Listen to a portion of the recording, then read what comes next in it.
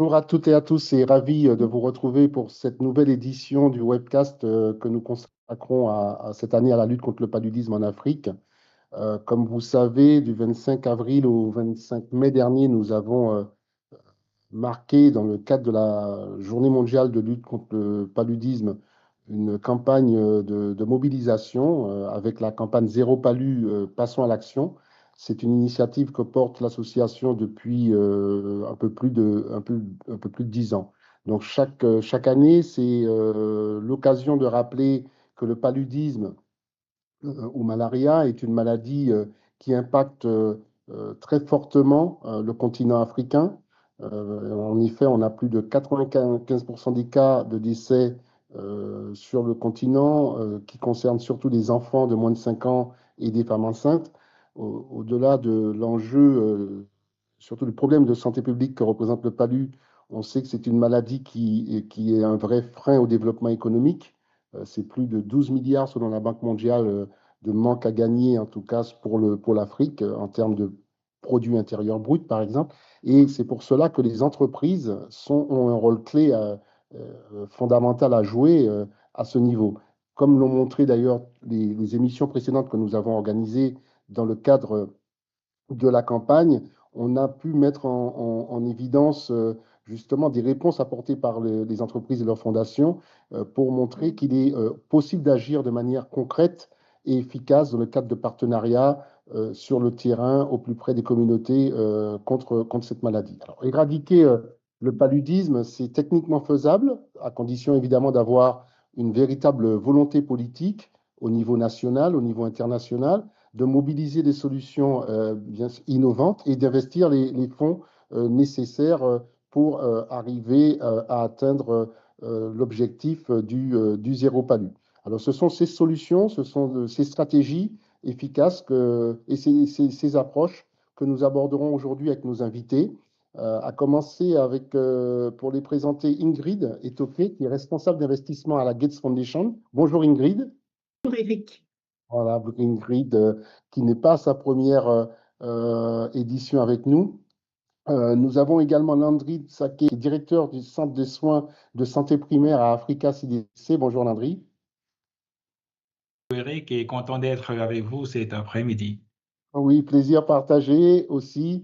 Et Gilles Rebout, responsable du Festival du film, mais il va nous dire la nouvelle appellation qui est une initiative de l'Organisation mondiale de la santé, l'OMS, qui utilise le cinéma comme levier pour sensibiliser sur cette maladie. Alors, donc, bonjour Gilles. Bonjour Eric, merci de m'avoir invité. Oui. Très bien. Donc maintenant que vous êtes là tous les trois, nous allons pouvoir passer à la première séquence actualité avec Adama, donc, qui va nous faire le bilan de la campagne Zéro Palu. Passons à l'action. Alors, merci Eric. Avant de donner ce qu'on a retenu sur cette édition, revoyons ensemble les chiffres clés concernant le paludisme. Alors, d'après le rapport OMS 2024 sur le paludisme, donc il a été enregistré 282 millions de cas de paludisme dans le monde, qui ont entraîné 75% de décès sur les enfants de moins de 15 ans. 95% de ces décès aussi mondiaux sont concentrés dans la zone de l'Afrique, suivant l'OMS.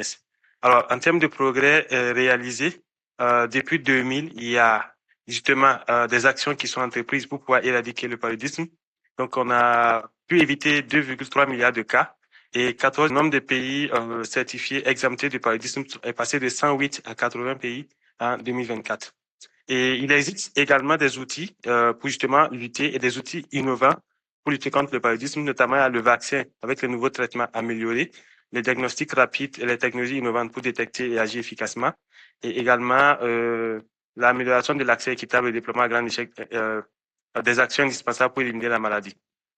Alors, c'est au vu de tout cela que depuis plus de 10 ans, Santé en entreprise et ses partenaires, à travers sa plateforme d'engagement Business for Global Health, mis en place la campagne Zéro Palu, je m'engage.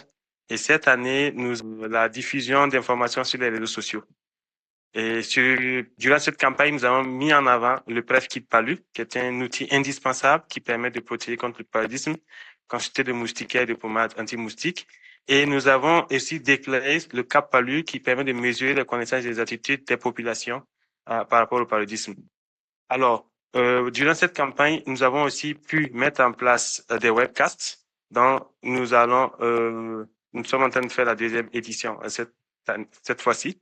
Et les replays de ces webcasts sont également disponibles sur le site. Donc, sur le site, vous allez retrouver tout ce qui concerne les informations sur le paludisme, tout ce qui concerne les ressources et vidéos pour justement donner des informations sur le paludisme. Nous avons 12 ambassadeurs et ambassadrices qui ont accepté de prêter leur image pour justement manifester leur engagement dans la lutte contre le paludisme. Donc, vous trouverez toutes ces informations sur le site et des témoignages vidéo à travers une playlist de tous les témoignages qui ont été reçus depuis 3 ans maintenant. Et l'innovation cette année, c'est le concours Film and Tech for Health que nous avons lancé. L'objectif, c'est de valoriser les solutions et actions concrètes en mettant en avant la technologie de l'audiovisuel pour lutter contre le paludisme. Et cette année, nous avons 4 catégories et pour lesquelles les candidats peuvent soumettre leurs dossiers. Donc, notamment, ce sont les scénarios de films classiques de moins de 30 minutes, les courts-métrages existants de moins de 30 minutes, les films de sensibilisation à partir de l'IA de moins de 30 minutes également, et les films d'animation en court-métrage également de moins de 30 minutes.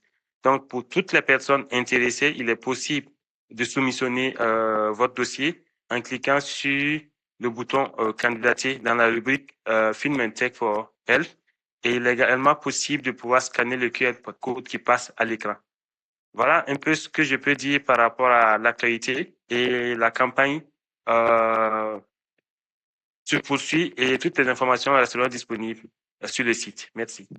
Merci Adama. Donc on retient que ce bilan a été intéressant, avec une participation en hausse, des témoignages disponibles sur notre site, et maintenant cet appel à manifestation d'intérêt, cet appel même à candidature pour cette initiative Film and Tech for Health, Real for Impact on Global Health, avec les 4 catégories. Donc on vous invite à scanner le QR code qui apparaît à l'écran, qui vous redirigera vers le lien sur le site où vous trouverez toutes les informations. Merci Adama. Nous allons maintenant passer à la séquence analyse avec nos invités. On parlait d'éradiquer le paludisme, et avec Ingrid maintenant et Toké, nous allons aller un peu plus sur ce qu'il faudrait pour en tout cas atteindre cet objectif. Tout d'abord, Ingrid, parler d'éradication du paludisme suppose des investissements massifs dans l'innovation. Où en est-on, où en sommes-nous des nouveaux outils, qu'on parle de moustiquaires de dernière génération, de vaccins, de traitements, quelle est la situation aujourd'hui? Merci Eric pour cette opportunité de partager les progrès et les enjeux en matière d'investissement et de recherche dans le paludisme. Avant de répondre à la question, je vais rappeler un peu l'historique du financement de la recherche dans le domaine de la santé globale et du paludisme en particulier.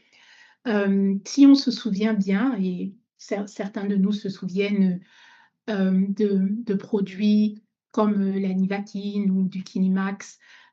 Initialement, en fait, ces produits contre le paludisme étaient autofinancés par le secteur privé, par l'industrie, par ces grands groupes et ces grandes multinationales qui finançaient et ensuite déployaient des stratégies commerciales sur le terrain. Au fur et à mesure, il y a eu des investissements progressifs dans la recherche et développement, tout simplement parce que dans la logique et la dynamique d'entreprise, il est préférable d'aller vers des secteurs plus porteurs, on va dire, d'un point de vue financier. Donc, la santé globale est donc descendue en termes de priorité. Et donc, on a vu la création de ce qu'on appelle les Product Development Partnerships, qui sont en fait des organismes à but non lucratif financés à la fois par des structures comme la Gates Foundation, mais aussi des États comme les États-Unis, l'Angleterre, la France. Et ces Product Development Partnerships, aujourd'hui, concentrent une grande partie de financement qu'on peut appeler financement parapublic, qui sont ensuite utilisés, dirigés vers le secteur privé pour partager le risque d'investissement dans la recherche et développement. Donc, je ne sais pas si vous êtes familier de structures comme Medicine for Malaria Venture, Innovative Vector Control Consortium, PATH ou encore DNDi. Donc, ce sont donc ces structures qui sont appelées Product Development Partnership et qui bénéficient de ce pool financier parapublic qui est ensuite investi dans des grands groupes comme ça peut être Novartis ou Sanofi ou Merck ou autres. Et c'est ce modèle en fait d'investissement qui aujourd'hui soutient et accompagne la recherche et développement dans l'innovation, dans le paludisme, mais dans beaucoup de secteurs de la santé globale. Maintenant, pour revenir en termes d'investissement en ce qui concerne la Fondation Bill Gates, nous avons investi plusieurs milliards de dollars. En ce qui concerne les médicaments, c'est plus de 260 millions de dollars. En ce qui concerne la lutte antivectorielle, plus de 500 millions de dollars. Et d'une façon générale, et pour les vaccins, probablement plusieurs milliards de dollars, puisque le développement de vaccins est beaucoup plus complexe. Donc voilà. En termes d'innovation, eh bien, il y a beaucoup, le pipeline est assez riche et assez fourni. Dans le domaine des médicaments, il y a des thérapies assez prometteuses aujourd'hui à l'étude. On s'avance plus vers les doses uniques, donc qui viennent comme solution parce qu'il y a eu beaucoup de soucis sur ce qu'on appelle l'observance au traitement, mais aussi des nouveaux mécanismes d'action qui permettront à la fois de traiter, de traiter l'épisode de paludique, mais aussi de faire de la prévention. Donc, ce sera justement juste pour nos auditeurs, pour bien comprendre l'importance de ces innovations, notamment si on prend le cas des traitements dont on parle actuellement, c'est aussi parce qu'on a besoin, les anciennes, on va dire, générations de traitements montrent aussi des limites de leur efficacité. Hein, c'est bien ça. Tout à fait. Il y a aussi des problématiques de résistance qui vont être d'une importance diverse sur le continent, mais c'est un risque réel. C'est déjà quelque chose qu'on a observé avec la chloroquine il y a environ 30 ans et qu'on voit vraiment arriver en ce qui concerne les dérivés de l'artémisinine. Et effectivement, une grande partie de la recherche s'oriente sur des nouvelles molécules, mais aussi des nouvelles solutions en termes de compliance et d'observance pour les patients. Alors, on a vu le modèle hein, de financement qui a été évoqué. Maintenant, on a parlé de MMV et la façon dont justement ces nouveaux produits, ces nouveaux outils se mettent en place. Comment les rendre aujourd'hui plus accessibles pour qu'ils se répandent de manière plus rapide dans les pays qui en ont le plus besoin? Alors, je vais parler des barrières auxquelles nous sommes confrontés aujourd'hui. Un des premiers challenges pour accélérer l'accès aux innovations, ça va être des problèmes réglementaires. Il y a ce qu'on appelle la préqualification OMS, qui vient assermenter la qualité du produit. Mais ensuite, il faut que chaque pays, en fait, avec différents accords, mais l'Afrique est assez fragmentée et on travaille encore à l'union réglementaire. Donc, on perd beaucoup de temps dans les enregistrements pays par pays. Et il faudrait qu'on arrive à avancer vers un modèle qui est un modèle qu'on trouve par exemple en Europe, qui permet d'utiliser des institutions réglementaires régionales pour accélérer les validations par pays individuel. Maintenant, il y a des challenges au niveau de consensus de ce qu'on appelle les guidelines, les recommandations. Parfois, il y a beaucoup de difficultés ça va être le cas dans le malaria, mais aussi dans le HIV, à arriver à un niveau optimal de consensus.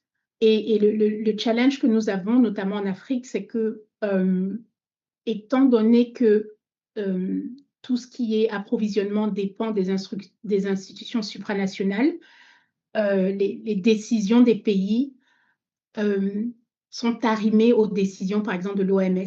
Et donc, il faut arriver à trouver un bon équilibre entre la souveraineté locale en termes de décision, donc décider de financer ou d'adopter une innovation, et puis le poids aussi qu'on peut avoir dans des institutions supranationales comme le WHO. Le prix est aussi un problème. Va être un problème pour l'accessibilité financière, on va en parler plus. Oui, mais le problème n'est pas toujours simplement financier. On va avoir comme je le disais précédemment, les problèmes réglementaires. On a parlé des barrières on va dire non financières. Tout à fait. Réglementaires, effectivement, qui sont de taille. On a bien. Ce sont des barrières réelles. C'est la réalité de mon quotidien où je pense qu'il y a beaucoup de travail qui ont été faits sur ce qu'on va appeler affordability. Il y a beaucoup de mécanismes aujourd'hui, les garanties de volume, les subventions temporaires, la création de la compétition. Il y a beaucoup de mécanismes qu'on utilise aujourd'hui pour faire baisser les prix. Et ce sont des outils qui sont disponibles. Et en fait, c'était la barrière initiale de l'accès à l'innovation. Mais aujourd'hui, on voit que c'est beaucoup plus complexe et qu'il y a des paramètres comme les guidelines ou le réglementaire qui peuvent être vraiment des freins.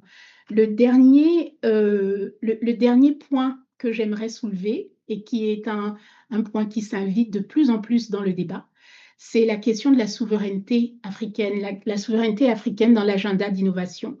Et comme on l'a vu dernièrement dans le vaccin du Covid, il y a maintenant une tension entre les outils innovants de santé globale qui sont perçus comme venant du Nord et une tension avec un déficit d'appropriation locale. Donc, il va vraiment falloir travailler la confiance et l'appropriation locale d'innovation parce que parfois, les innovations seront disponibles d'un point de vue réglementaire, réglementation et prix, mais ne seront pas utilisées parce qu'il y aura un déficit d'ownership. Merci. Non, excellent. Merci Ingrid pour ce panorama dans le timing, pour avoir posé en tout cas tous ces enjeux.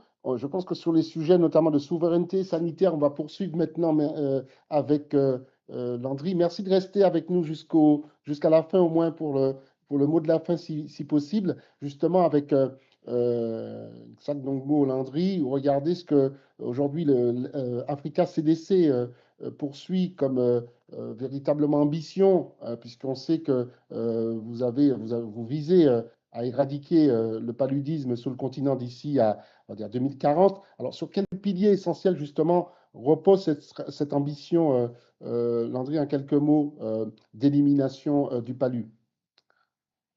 Merci beaucoup, Eric, et j'espère que vous m'entendez très bien cette fois. Bien. Parfait.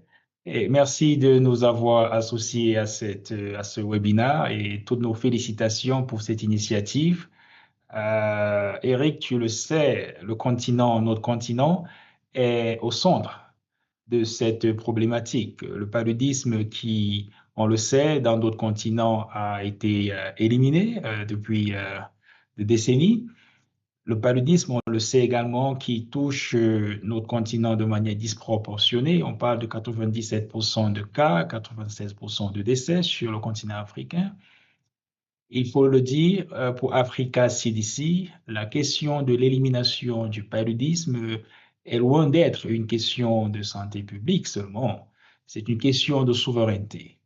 Parce qu'aujourd'hui, si on est le seul continent où la problématique est concentrée, arriver à le juguler est déterminant pour notre développement, pour notre capital humain et véritablement un test d'expression réelle de notre souveraineté sanitaire. Donc, pour le leadership de l'Africa CDC, Agence de santé publique de l'Union africaine, la lutte contre le paludisme s'inscrit au centre de l'agenda de sécurité et de souveraineté sanitaire. Et je pense que, Eric, tu dois être bien au courant que lors du dernier sommet des chefs d'État de l'Union africaine, a été adopté de manière solennelle les 5 piliers du nouvel agenda de sécurité et de souveraineté sanitaire. Tout à fait. Donc, on va rappeler, ce serait intéressant justement de rappeler ces 5 piliers de façon à bien mettre à jour nos auditeurs. De simplifier le langage autour de ces 5 piliers, parce que ça va aussi répondre à l'une des problématiques que Ingrid a développées tout à l'heure autour de l'accès. Si le continent africain est celui qui fait face à cette problématique avec 96% de cas et 97% de décès, toutes les solutions nécessaires pour la question du paludisme devraient se trouver, devraient être produites, devraient être accessibles d'abord aux populations les plus vulnérables sur le continent africain. La bonne nouvelle, je pense qu'il faut commencer par la bonne nouvelle, c'est que parmi les 55 États membres de l'Union africaine, il y en a 5 déjà qui ont éliminé, qui ont été certifiés par l'OMS comme ayant éliminé le paludisme. Et je pense qu'il faut partir de cette différenciation pour que le monde et notre continent comprennent que c'est possible. Le Maroc, la Tunisie, le Lesotho, le Cap-Vert, Maurice, Seychelles, il y a des exemples qui montrent que ça marche, c'est possible.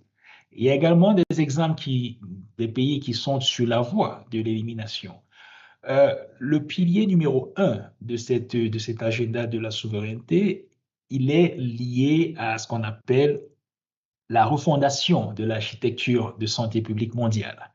Je pense que Ingrid l'a dit clairement. Pendant longtemps, tout ce qu'il y avait comme technologie, comme innovation pour la lutte contre le paludisme était dépendante des technologies et des innovations par les entreprises du Nord.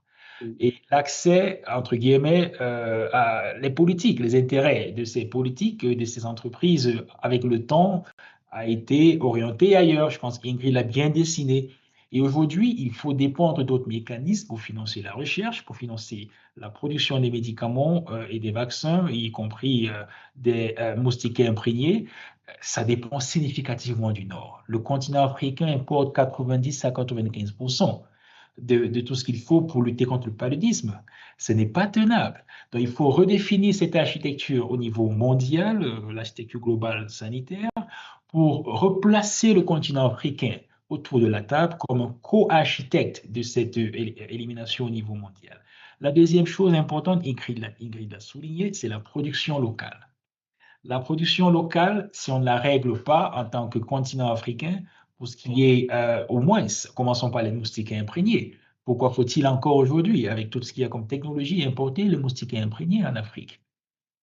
Aujourd'hui, et on a montré que non seulement le paludisme, ça a été rappelé, il est possible de l'éliminer, parce qu'on a des exemples de pays qui sont parvenus, mais également on a aussi des exemples de production de produits, de médicaments, de vaccins en Afrique. On est bien d'accord que ce n'est pas une vue de l'esprit, ce sont des choses qui sont bien possibles.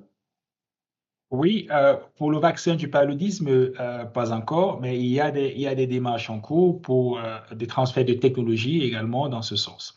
Mais la production de moustiquaires imprégnés, c'est déjà une réalité. Et il y a des pays de l'Afrique australe qui y sont impliqués. La production des insecticides, également une réalité pour ce qu'on appelle le indoor residual spray. Je ne trouve pas le mot en français. ARS, pulvérisation intradomiciliaire. Voilà, tout à fait. Et donc, pour dire qu'il y a déjà des aspects du paquet qui sont pris en compte dans la production locale. Mais il faut pouvoir garantir cette production en quantité pour prendre en compte la demande du continent de 1,4 milliard d'habitants. Le troisième pilier important, et je pense que Ingrid a fait allusion à ça aussi, c'est le financement. Euh, Pendant longtemps, les programmes nationaux de lutte contre le paludisme dépendaient ou dépendent encore pour la plupart des financements extérieurs. Ce n'est pas soutenable. S'il faut véritablement aller vers une élimination, on doit pouvoir contrôler de manière suffisante les ressources qu'on y met. Et ça doit être une priorité nationale, l'élimination. Et quand c'est une priorité nationale, il y va également de l'allocation de ressources domestiques. Et c'est là où l'agenda politique devient un peu plus fort pour le directeur général de Africa CDC. Dans son engagement avec les chefs d'État africains, il faut placer la Pandemic Preparedness, Prevention and Response, la planification, la prévention et la riposte aux pandémies. Alors, ce pilier est central, Eric. C'est le pilier qui permet de bâtir les systèmes avant les crises. C'est le pilier où le centre de santé primaire que j'ai l'honneur aujourd'hui de présider travaille à bâtir les systèmes forts. Parce qu'il faut le dire, qu'est-ce qui a fait la différence dans les 5 pays qui ont éliminé le paludisme aujourd'hui? C'était de bâtir des systèmes de santé primaire forts afin de garantir déjà la sécurité environnementale. Il faut éliminer les gîtes larvaires, il faut véritablement travailler à la réduction on appelle ça la lutte antivectorielle, mais c'est véritablement un travail au niveau de la communauté. Il faut garantir au niveau communautaire que les agents de santé communautaire puissent identifier les cas assez tôt, garantir l'accès au traitement de qualité précoce, s'assurer que tout ce qui est lié à l'intégration de la prévention du paludisme dans la santé de la mère et de l'enfant, ça veut dire que tu dois avoir un bon système de santé primaire. Et c'est ça que nous avons au niveau de l'Africa CDC inscrit dans le pilier Prevention, Preparedness and Response to Pandemic. Le dernier pilier, je m'arrête là, le cinquième, qui est fondamental aujourd'hui, c'est de capitaliser sur la transformation digitale. Je pourrais revenir dans les détails tout à l'heure. Merci. Donc, c'est ça, vraiment, je pense qu'on a vraiment résumé. Merci, Landry, pour cette contribution, puisque ça éclaire vraiment. Et je crois que ça a été l'occasion, lors de votre dernier webinaire consacré à comment, justement, refondre les soins de santé primaire pour mieux renforcer les systèmes de santé. Et c'est bien de rappeler, d'ailleurs, dans ce sens, que ce sont les pays qui ont réussi cela qui sont parvenus à éliminer le paludisme. Donc ça nous permet de répondre déjà à ce point. Est-ce que les pays, pour terminer avant de passer la parole à Gilles, est-ce que les pays aujourd'hui, parce qu'on a parlé de ressources domestiques, investissent assez dans la lutte contre le paludisme? Est-ce qu'on a aujourd'hui, disons, au niveau du continent, on va dire de bons élèves qui ont assez de ressources domestiques, de budget dans la lutte, dans la santé plus globalement et dans la lutte contre le paludisme en particulier? Eric, c'est une question qui est d'actualité parce que nos États, surtout nos systèmes de santé primaire, pendant longtemps, ont dépendé à plus de 60 à 70% des financements extérieurs. Et on le sait tous, avec la réduction drastique que le système de santé au niveau global a connu, avec la réduction des ODA vers la santé, on a une réduction de plus de 70% des allocations qui venaient vers les pays en développement. Et il s'ensuit qu'aujourd'hui, nos pays font face à cette réduction significative, surtout vers des programmes qui étaient fondamentalement couverts par des initiatives comme le Fonds mondial, comme les initiatives de lutte contre le paludisme. Et les États membres sont en train, justement, au niveau du continent, de développer des mécanismes d'adaptation parce que il y va de leur souveraineté déjà, mais il va également de leur mandat de s'assurer de la sécurité et de la santé de leur population. Et Africa CDC travaille en étroite collaboration, en appui à nos États membres pour développer des mécanismes innovants de financement, également faire le plaidoyer pour que les allocations domestiques puisse être augmentée. Je vais prendre par exemple un pays comme la RDC qui a récemment augmenté son allocation domestique au niveau du secteur santé. Il y a des pays comme le Nigeria qui l'ont également fait. Il y a des pays comme le Ghana qui ont mis en place des systèmes d'assurance maladie universelle pour répondre à cette réduction drastique des financements extérieurs. Mais je vais également ajouter une dimension importante qui est l'efficience. Parce que le tout n'est pas d'augmenter l'allocation, il faut également pouvoir, avec les ressources disponibles, avoir le plus d'impact. Et c'est cette efficience qui fait partie aujourd'hui d'un des axes importants d'investissement de Africa CDC en appui au ministère de la Santé dans nos pays respectifs. Très bien, merci Landry. Ça veut dire que dans ce dialogue et ces efforts, il ne faut pas simplement dialoguer, il faut vraiment dialoguer au plus haut niveau et pas seulement avec les ministres de la Santé. Il faut inclure dans la boucle certainement les ministres de l'économie et des finances. Absolument, Je pense que absolument. c'est ce que vous faites C'est un aussi, travail d'équipe. un travail d'équipe, et on va continuer en tout cas à suivre tout ça, puisqu'il y a un véritable, on va dire, momentum actuellement sur tous ces sujets, avec des réunions de haut niveau. On voit bien des initiatives qui sont lancées, coordonnées par Africa CDC. On va se tourner, merci, reste avec nous encore Landry pour la fin. Il y aura le mot de tout à l'heure de conclusion.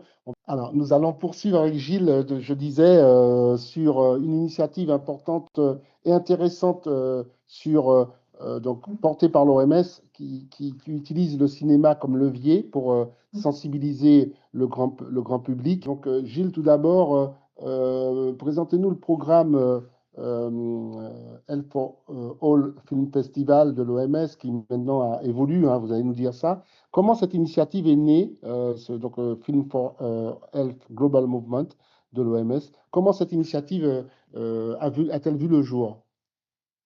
Très bien, ben, merci Eric. Oui, effectivement, importante question de savoir les origines d'un projet qui a démarré en 2019.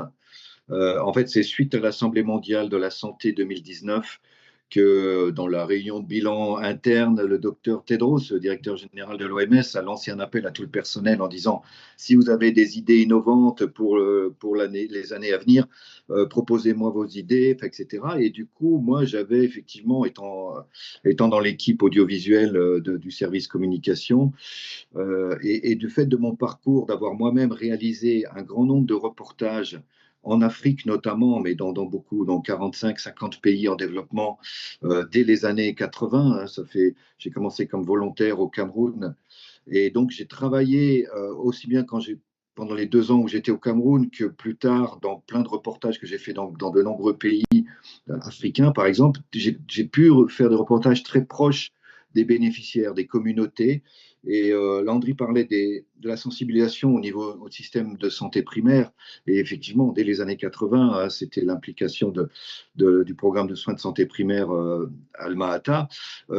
Donc voilà, j'avais envie que l'OMS lance un appel à films pour que des gens qui sont sur le terrain puissent raconter leurs histoires. Et du coup est né le Festival du film Santé pour tous, avec vraiment comme objectif d'appeler non seulement les réalisateurs de films, mais aussi les défenseurs de la santé. Et on a pu récompenser et sélectionner et ensuite récompenser un certain nombre d'infirmiers, d'activistes, de gens très motivés par plein de sujets. Et dès la première édition, en 2020, on a eu 1200 candidatures qui venaient de 110 pays. Donc on a réussi tout de suite à créer un début d'un mouvement, et c'est pour ça que, comme vous le disiez, le terme a évolué. On disait le festival du film Santé pour tous, et maintenant j'appelle ça le mouvement mondial du film pour la santé, parce que indépendamment de la compétition de films, on a pu enclencher et découvrir tout un réseau de gens qui ont envie d'utiliser le film pour faire de la sensibilisation, j'irais même plus loin, de l'éducation à la santé, de la prise de conscience et de l'éducation ayant pour but le changement des comportements. Donc voilà, c'est l'origine un peu du projet, et surtout le succès de la première édition nous a permis de continuer. On a fait 5 éditions en tout jusqu'en 2024, et 2025-2026, on est sur la poursuite de ce mouvement, mais sans avoir eu les moyens de créer une nouvelle compétition. Alors justement, vous couvrez beaucoup de thématiques et de problématiques de santé, et vous étiez à Lyon en avril dernier au sommet en Health, ce sommet international. Aujourd'hui, comment est-ce que vous intégrez la thématique en Health dans vos projets de production justement de films? Est-ce que c'est une thématique que vous découvrez, vous couvrez maintenant, et de quelle manière exactement? Oui, alors eh ben, effectivement, on a même eu un prix spécial du film sur le changement climatique et la santé. Euh, alors, on a eu aussi beaucoup dans la catégorie des films sur le bien-être. On a eu l'occasion de sélectionner beaucoup de choses autour de la santé environnementale. Et le sommet Une seule santé, One Health, à Lyon, en France, au mois d'avril, a permis de lancer une projection débat qui a vraiment motivé de nombreux scientifiques et des activistes autour de cette thématique. Parce qu'effectivement, quand on parle de la biodiversité des écosystèmes et de la santé des écosystèmes en lien avec la santé humaine, on est donc sur la santé végétale, la santé animale, et le malaria, le paludisme est directement lié, on le sait, à l'environnement et aux moustiques, etc. Donc, on est à fond dans ces questions, même au changement climatique. D'ailleurs, ça a été soulevé à la dernière Assemblée mondiale de la santé au mois de mai dernier. Les États membres ont insisté sur les risques liés au paludisme par rapport au changement climatique, au phénomène aussi de migration, de crise humanitaire. Donc, ce One Health, c'est vraiment une thématique sur laquelle j'ai envie de vraiment centrer le mouvement du film pour la santé, parce qu'on peut couvrir énormément de sujets, et surtout, je considère personnellement et que ça devrait être pratiquement déclaré comme une urgence sanitaire sur laquelle on devrait se pencher autant que les crises humanitaires actuelles, parce que cette crise de la biodiversité et de la santé environnementale, euh, on le dit de plus en plus, hein, est un vrai, véritable danger pour énormément de monde dans plein de domaines. Il y a une véritable prise de conscience, et je pense même au niveau des acteurs du secteur privé, des entreprises, pour dire aujourd'hui effectivement que la crise climatique, la perte de biodiversité, c'est d'abord une crise sanitaire et qui impacte pas seulement la santé des populations, mais aussi la durabilité même des modèles d'affaires. Donc je pense que même les acteurs et les décideurs économiques commencent à s'en rendre compte. Alors Gilles, on va parler du PALU, peut-être et de des projets que vous pourriez consacrer à des productions de courts-métrages à l'avenir? Quelle synergie vous verriez avec les grands rendez-vous qui arrivent? Il y a bientôt le FESPACO, on parlait de ça tout à l'heure, et en offre avant de préparer l'émission, mais aussi de grands rendez-vous comme le Festival de Cannes, qui sont des grands rendez-vous de cinéma. On a le cinéma africain également qui est présent là, avec des producteurs, des réalisateurs, voire des comédiens. Maintenant, on peut utiliser l'IA pour faire des films. Quel type d'initiative vous pourriez en tout cas soutenir, auquel vous pourriez participer dans ce sens dans les prochains mois, les prochaines années? Parce qu'il y a un vrai sujet, il y a une vraie opportunité d'utiliser le cinéma et tout ce qui est audiovisuel pour faire cette éducation à la santé. Oui, alors effectivement, là, j'aimerais un peu préciser quelques aspects. Donc déjà, la compétition que j'avais lancée en 2020 et qu'on a fait jusqu'en 2024 a été vraiment centrée sur des films très très courts. On était sur des formats de 3 à 8 minutes, donc vraiment des films très courts. L'avantage, c'est que c'est très facile à utiliser dans le cadre de programmes éducatifs, dans le cadre de projections débat aussi, où on peut montrer 4, 5, 6 expériences différentes ou films différents et aborder plusieurs thématiques ou la même thématique dans différents pays. Donc c'est un format très pratique à utiliser qui permet ensuite, avec une discussion entre experts, de commenter les films, ou même on imagine des infirmiers, infirmières sur le terrain en soins de santé primaire qui peuvent utiliser ces supports très courts avec les communautés pour aussi lancer une discussion dans la communauté. Et je pense que par rapport au paludisme, on a parlé d'appropriation locale. Ingrid et Landry en ont parlé, et puis l'appropriation même nationale et continentale en Afrique. Le film aussi au niveau des productions d'histoire, production des films. C'est pour ça que j'ai ouvert aussi la compétition à de la production amateur, amateurs de qualité, mais pour que des médecins ou des infirmières ou même pourquoi pas des agents de santé communautaires puissent aussi raconter leur histoire en film et ce partage d'une communauté peut très bien inspirer une autre communauté dans un autre pays. Donc ça, c'est un premier aspect qui est assez éloigné de votre question sur le Festival de Cannes ou le Festival du FESPACO, mais c'est lié parce que, par exemple, au FESPACO l'année dernière, le bureau OMS du Burkina, à Ouaga, a réussi à organiser une séance de projection de nos courts-métrages dans le cadre du FESPACO, avec le ministre de la Santé qui a patronné la projection. Et du coup, là, il y a eu non seulement des festivaliers qui sont venus s'intéresser aux problématiques de santé grâce au film, mais aussi des étudiants de Ouaga qui ont pu venir accéder à une programmation du FESPACO. Donc, et on a, pour parler de Cannes, puisque vous avez posé la question de Cannes, j'ai été invité en 2023, par exemple, à une discussion au Festival de Cannes sur la santé mentale dans le cinéma, comment les scénaristes, les producteurs de films longs métrages peuvent aussi tenir compte des questions de santé dans leurs histoires. Et si on parle de santé environnementale, il y a une vraie responsabilité éthique et de prise de conscience du cinéma, que ce soit de la part non seulement des scénaristes et des réalisateurs, mais aussi des producteurs, ceux qui financent les films, de se dire il faut qu'on produise plus de films qui mettent en valeur les bonnes pratiques dans le cadre de la santé environnementale. Donc ça, c'est valable dans toutes les productions cinéma du monde. Et donc, c'est pour ça que c'est important, intéressant d'être au FESPACO et aussi là, de nouveau, de parler d'appropriation continentale, régionale en Afrique sur ces thématiques-là, y compris dans le cinéma long métrage et à la télévision. Donc voilà, c'est un peu tout l'objectif de ce mouvement du film pour la santé. On a beaucoup focalisé sur les très courts métrages, mais qui sont utiles pour l'éducation.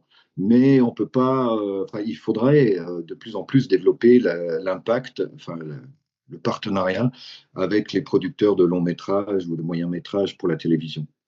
Et il y a des contenus évidemment qui peuvent être produits, on le voit, localement et pas forcément qu'avec les professionnels du cinéma, mais avec les acteurs de la santé. Merci Gilles pour Peut-être juste un petit point, j'ajoute, pour faire le lien avec le cinéma, j'ai réussi à avoir dans le jury de notre festival de films des acteurs et certains réalisateurs très connus dans le domaine du cinéma. Et c'est aussi c'était un moyen pour eux de découvrir aussi des contenus sur la santé et en même temps pour l'OMS de donner une visibilité à ce festival et à ce mouvement mondial. Alors, donc j'espère que ça puisse continuer de cette façon-là avec des gens qui soutiennent, grâce à leur célébrité, nos projets. c'est une initiative qui nous intéresse, d'autant plus qu'il y a Film and Tech for Health, qui est une initiative sur laquelle nous essayons avec un ensemble de financeurs, d'investisseurs, d'embarquer des startups, des producteurs, en tout cas tous les acteurs de l'écosystème du cinéma pour produire vraiment des contenus qui peuvent permettre de faire à la fois de la sensibilisation, mais également en utilisant des plateformes de la levée de fonds, du crowdfunding, parce qu'on pense aussi que dans les pays, ce type de financement innovant peut venir compléter également certains financements pour l'achat de moustiquaires ou on ne sait quoi. Donc ce sont des choses qui nous intéressent. On y croit vraiment et j'espère qu'on restera en contact pour poursuivre le dialogue sur les projets en cours et voir quelles sont les synergies possibles. Merci Gilles pour ça et on va passer maintenant aux dates clés rapidement avant de vous donner la parole pour le mot de la fin, un court mot de la fin. Donc je rappelle que le 16 juin, on a une commission du CIAN, qui est le Conseil français des investisseurs en Afrique, sur le thème de l'intelligence artificielle, sur comment les secteurs financiers et de l'assurance transforment l'accès à la prévention aux soins de santé en Afrique. Alors, comme on parlait de baisse des financements, c'est voir comment ces acteurs-là aujourd'hui utilisent leur métier et leurs canaux et de nouveaux dispositifs, mécanismes pour financer l'accès à la prévention et aux soins. Ça, c'est le 16. On aura la semaine de la qualité de vie au travail, où l'IA est toujours présente. Donc, on parle d'IA dans un peu tous les jours et dans tous les aspects de nos vies professionnelles et personnelles. Le thème cette année, c'est améliorer la qualité de vie et des conditions de travail au sein des organisations sur la thématique donc de l'IA, comment l'IA peut être utilisée pour promouvoir le bien-être et la santé en milieu de travail notamment, et mis à disposition des managers. Sur les outils, on aura de mesures aussi d'impact. On parle beaucoup de santé mentale, également, et pas que de santé physique. À Vivatech, qui est, vous savez, le grand salon de la tech à Paris du 17 au 20 juin. On aura cette année sur la scène Africa Tech, donc le lab de l'Africa Tech Lab. Cette année, j'animerai avec quelques startups un panel qui va intituler Leveraging Technology to Improve Health and Longevity in Africa. Donc, c'est vraiment comment les startups aujourd'hui africaines sur le continent produisent, et Landry en parlait tout à l'heure. Il y a un vrai savoir-faire sur le continent de startups qui portent des solutions prometteuses sur tout ce qui est du health tech, biotech et autres.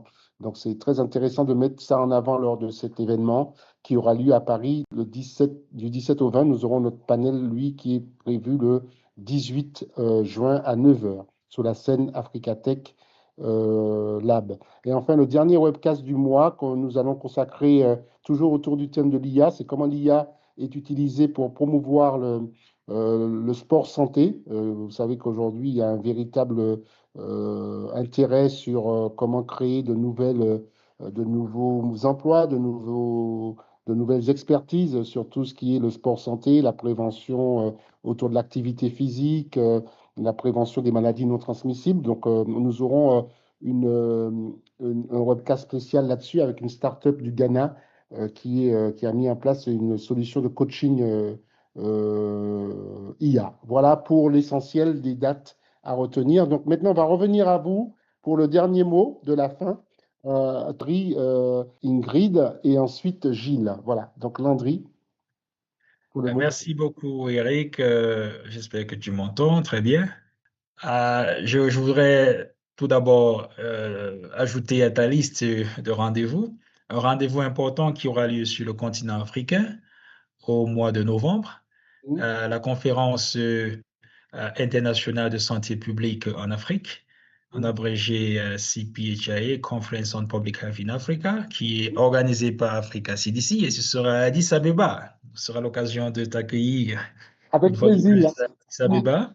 Avec plaisir. Et pour le mot de la fin, je voudrais une fois de plus renforcer le message qui est que l'élimination du paludisme pour le continent africain, pour Africa CDC, est une question de souveraineté, de sécurité sanitaire. Aujourd'hui, les chefs d'État de l'Union africaine ont donné une marche à suivre. C'est cet agenda en 5 points que j'ai décrit tantôt.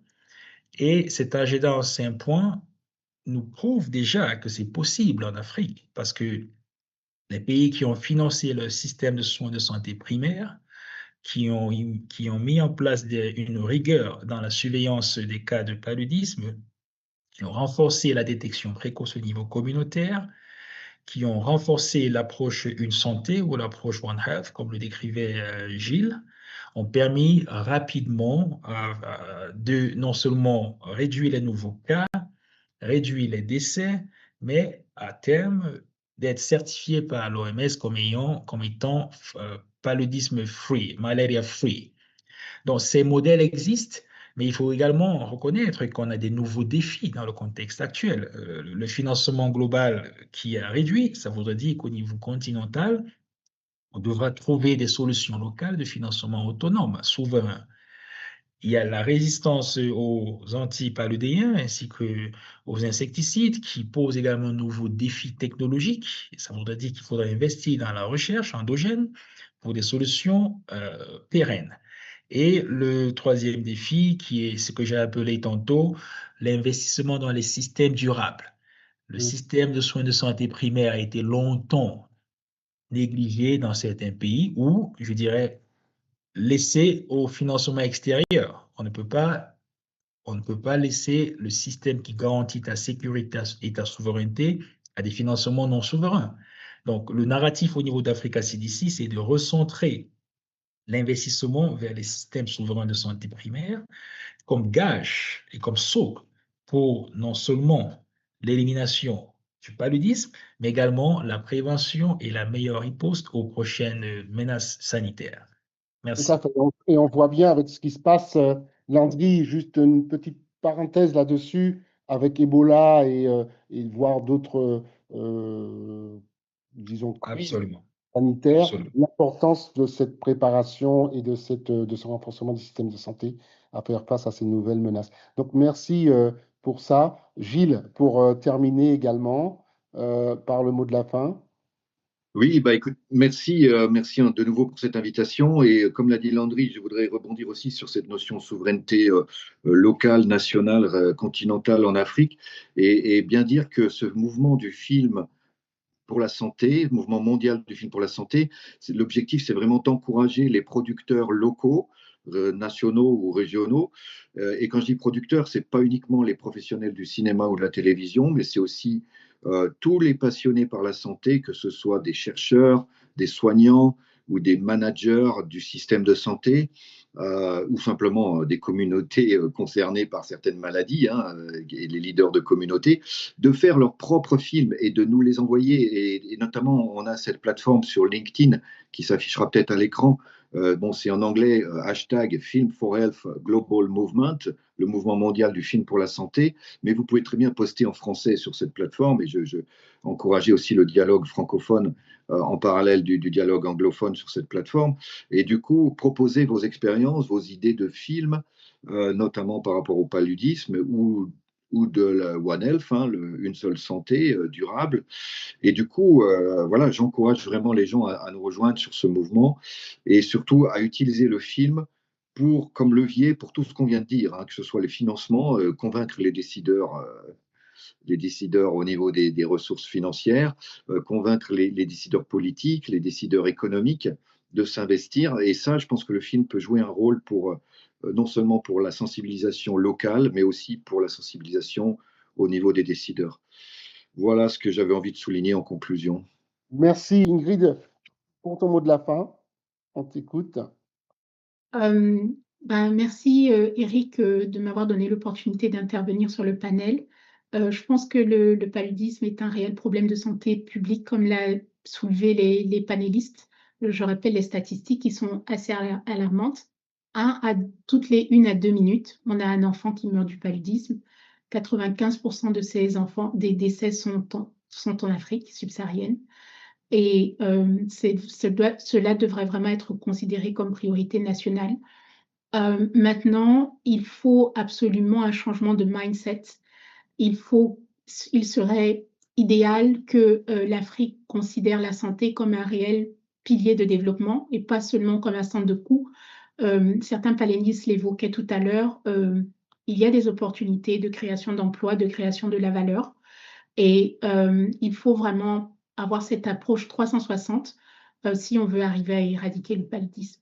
Merci. Merci à vous trois. On a vraiment, à travers vos contributions, compris hein, qu'il y avait une véritable mobilisation très, très concrète. On l'a vu avec ce que nous a dit Landry, des initiatives portées par Africa CDC qui véritablement mobilisent tous